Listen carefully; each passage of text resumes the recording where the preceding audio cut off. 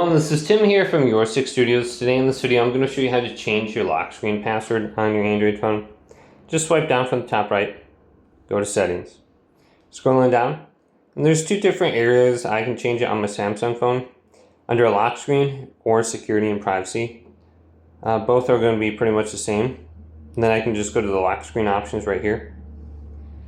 So I can draw in my current pattern. Now it gives me the option to change it. So if I go to my current pattern, remember this pattern if you forget. Okay, so let's just draw this in, go to continue. So you can just tap that to confirm your pattern or come up with a different one.